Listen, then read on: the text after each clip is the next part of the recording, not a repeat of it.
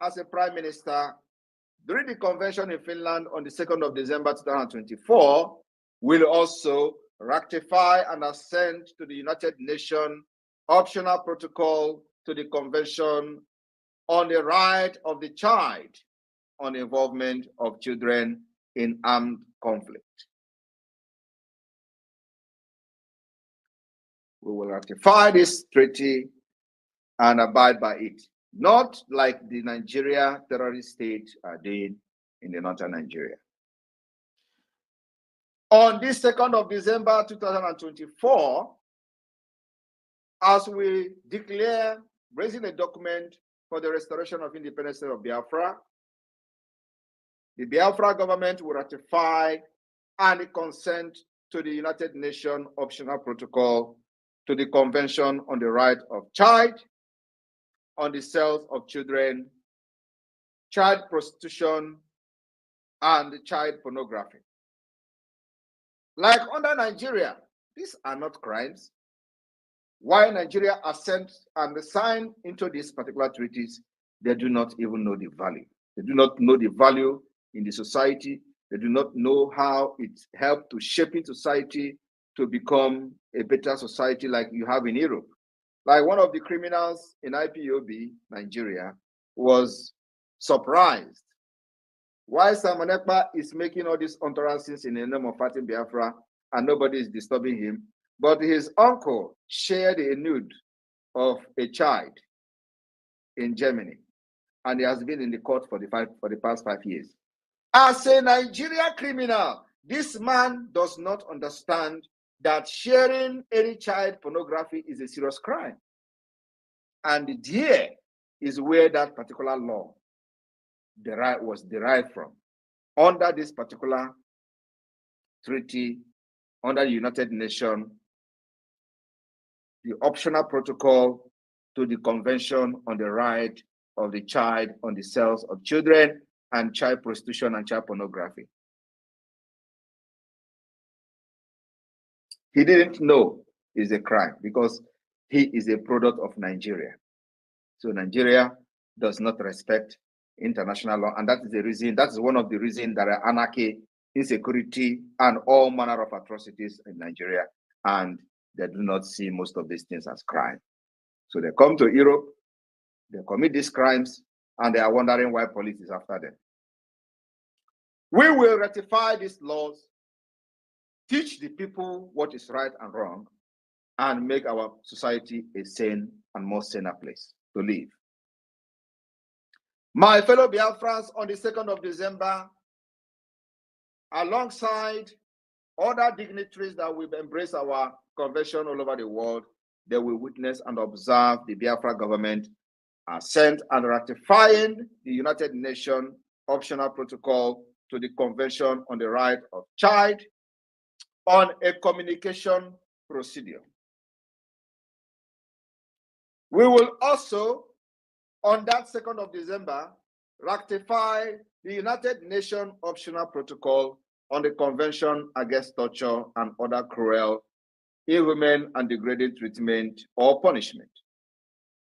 The Biafra government will not only do consent to all these protocols, convention, and optional protocols of the United Nations, but also we are going to ratify the United Nations optional protocol to the Convention on the Right of Persons with Disability. I want you to understand that there are many international instruments that the Biafra government will consent to, and make sure we uphold this treaty, not just consenting and ratifying it like Nigeria did and other Islamic terrorist states, but we are going to make sure that we follow these particular laws because it is the only pathway to peace. Once you uphold this law, the rule of law, and abide by the treaties, it is actually shaping to restore peace, stability, tranquility, and all manner of harmony that you can enjoy as a nation. That's the difference between the Europe and Africa. And like I said, because we have come here, there is no other tribe, there is no other nation in the world that is widely traveled like the Biafra people. And not only that we are traveled, We are also in the government in different countries of our residence. We participate in the nation building, and we have learned a lot, and we want to now bring it to build our nation, to make it the beginning of civilization in Africa. I want to stop here because of time. So I will be taking questions, especially from people who wish to ask questions. And even though I have a limited time, but now you have at least a glimpse of the kind of things we are doing or we are going to do during the convention. It is not just about declaring Biafra restoration and all that. The aim of and objective of this convention is to raise this legal document that we are going to use to pursue the recognition of Biafra as a state. And this is one of the pillars of doing that, is by ratifying the United Nations international human rights treaties and getting ready to abide by these rules and regulations in order to restore peace and stability in our region, in our country, and in our state. Thank you very much, the media team. Over to you, Raphael. I have given you a co-host, so Success, you can continue from here. Thank you. Thank you. Good evening, sir. Good evening, Prime Minister.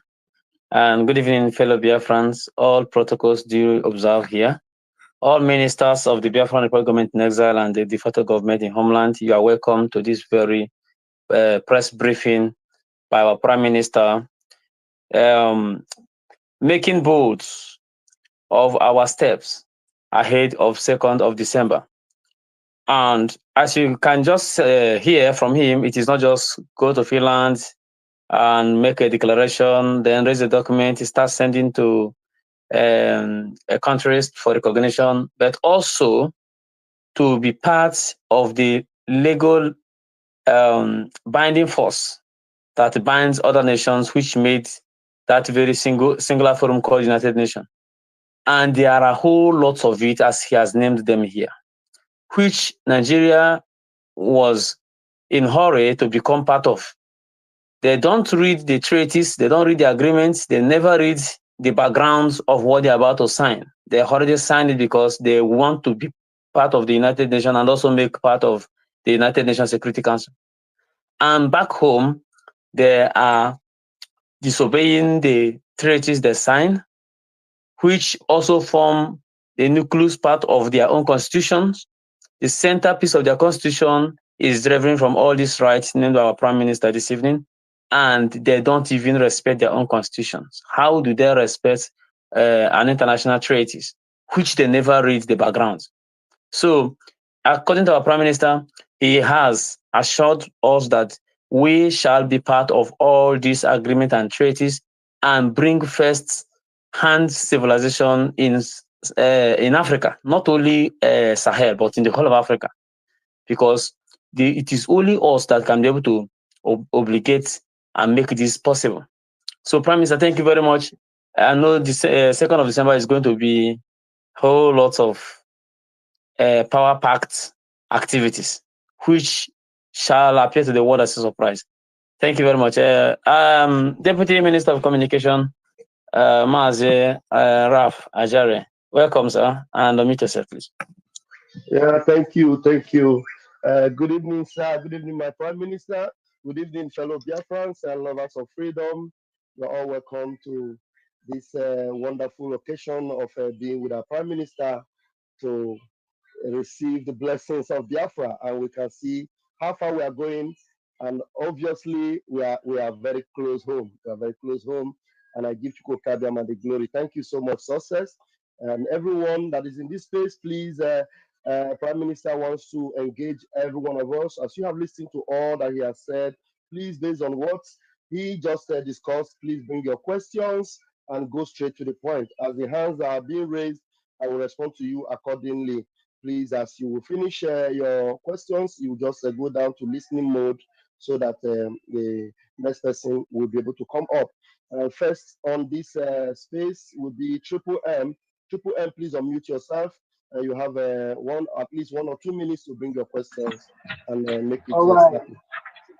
All right, thank you very much, Pastor Van Van Van, Honorable Pastor Van Van. Thank you, my fellow Biafrans all over the world. Thank you, my indefatigable Foreign Minister. We appreciate you so much. But I won't say that is a question. It's just to applaud you because you make you renew the quality and the pride of the Biafrans in that so-called, in fact, all over the world, not only in the zoo.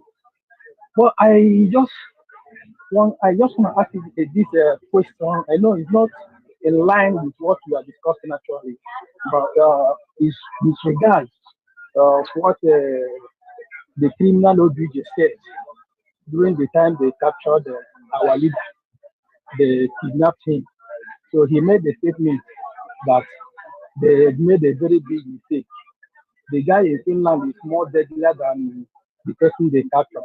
Now, my question is this: were you in anywhere have something to do with OBJ for him to make that statement, or he had went underground because he's a criminal, he's a bony man.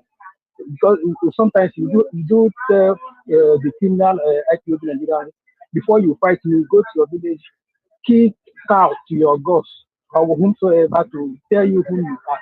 So my question is, do you in any way have something to do with OBJ before he made that statement? Thank you, my friend. Minister. I appreciate it. I have nothing to do with OBJ, and I will never have anything to do with him. He knows what I know, and I knows what he knows. Thank you very much, sir. Thank you very much, sir. How about OBJ?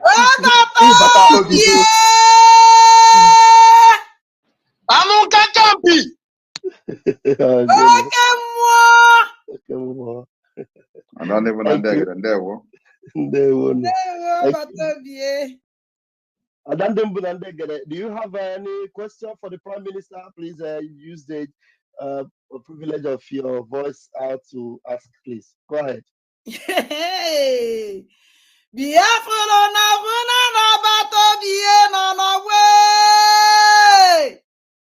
Anu kan bidike ukolo mwa. Obisi na buo gidile.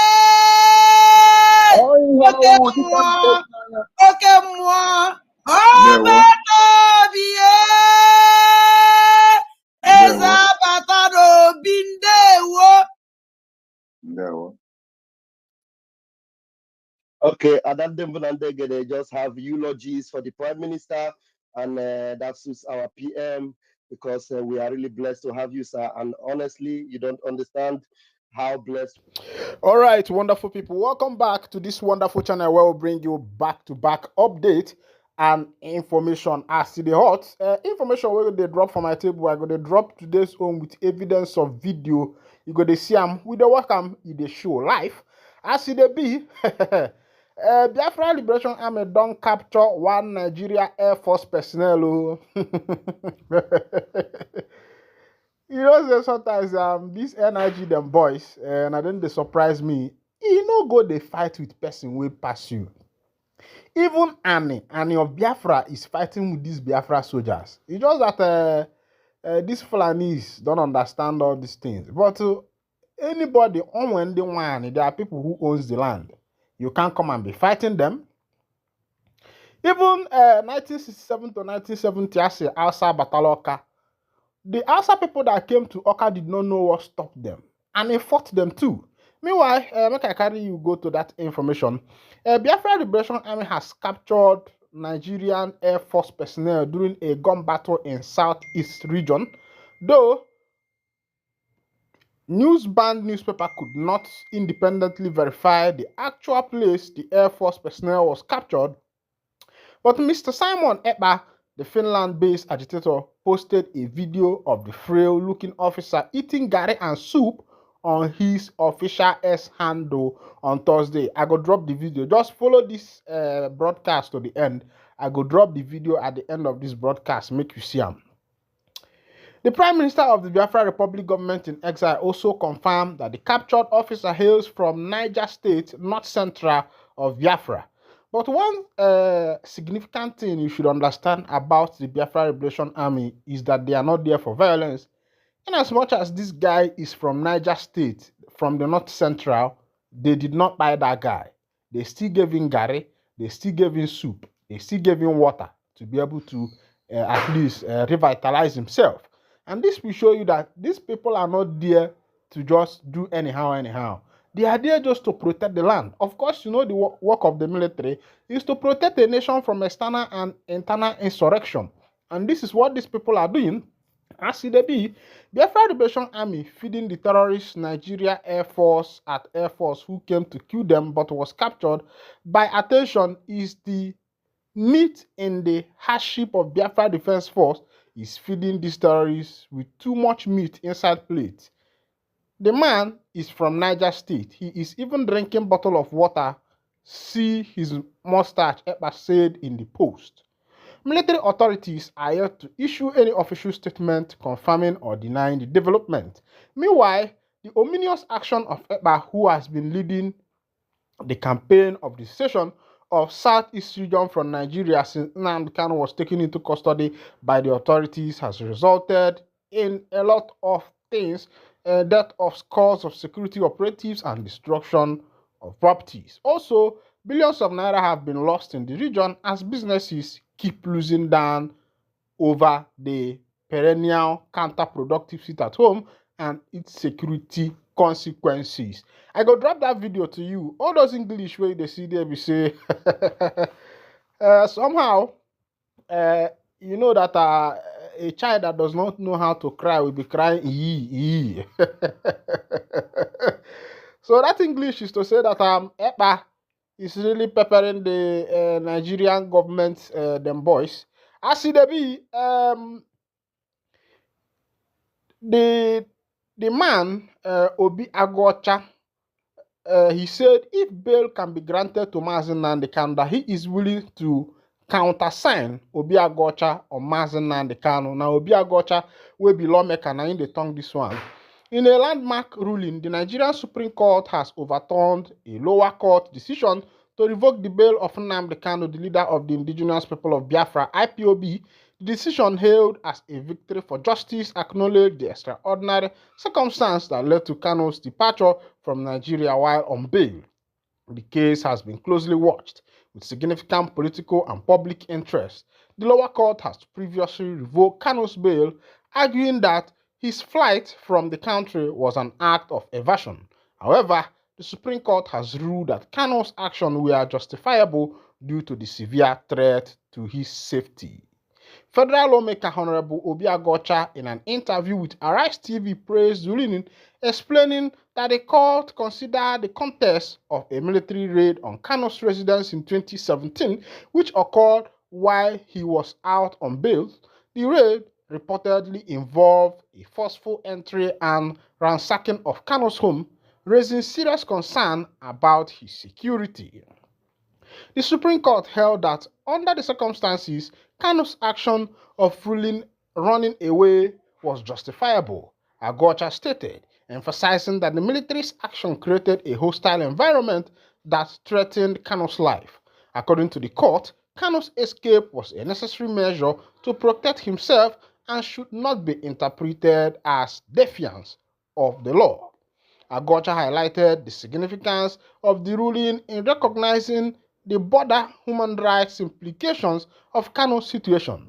Had Kanu remained at home, his life might have been at risk, Agocha noted, referencing other incidents where individuals in similar situations face fatal outcomes.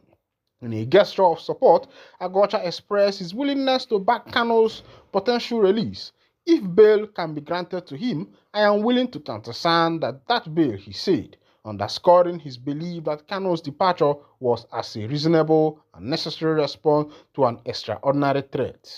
The Supreme Court decision has sparked widespread discussion about the balance between legal accountability and the protection of human rights, particularly in politically sensitive cases. For Kanu and his supporters, the ruling offers hope for a fair resolution to his ongoing legal battle while spotlighting the need for accountability in the event that led to his departure from Nigeria. Meanwhile, I'm not against I am not against what Obiagocha is doing. I am not against that. But what I am against is that these people usually use Mazi Nnamdi Kanu to chase clout, to gather people to support them, to bring a lot of people to stay behind them because they know that Kanu is a mighty political figure, is a pillar in Nigeria politics, in Nigeria, everything about this nation. As an Igbo man, if Kanu should come out for president, apart from other tribes, he will win. Because Igbo people trust Kanu so much, even with their own life. And some of these politicians are doing a lot of things using Kanu because they know that once you mention the name of Nnamdi Kanu, everybody will be ready to rally around you. And you see these people taking advantage of this particular situation in order to be able to gather people to support them. I will not be surprised if in 2027 Obiagocha comes up with a post he wants to contest for. I will not be surprised because that has been the usual way. Soludo did the same thing while he was trying to emerge into office. While he was contesting for the governor of Anambra State, he took the same way. He did a lot of things to make sure that people believe that he is standing with Mazi Nnamdi Kanu. And when he became the governor of Anambra State, what happened? Ndị be anyị si ka okeke gasịla amị kedu ebe buutu ya nọ. Ka okeke gasịla amị kedu ebe buutu ya nọ. As it is. Meanwhile, another information, I will drop a video for you where you will see the new Biafra football team who are contesting in a particular game like that. They are mixed up though. You see a lot of whites. You see white, you see black, and the rest of them. Of course, those white are children given birth by Biafrans who are based abroad. And I'm telling you, what I'm envisioning is what is happening in places like, what is it called? In places like France, where almost all the football team members in France are almost all of them are black. Are you talking about Pogba? Are you talking about Mbappe? There are a lot of them, Kante, N'Golo Kante. There are a lot of them that are blacks. Almost all the France football team are blacks. So somebody should now not say because some people who are representing the Biafra national team are white, they are children given birth by the black parents with white mothers or something like that. Of course, you know that half caste of how it used to be, and that is what has been happening. Meanwhile, just watch that video as I'll come back.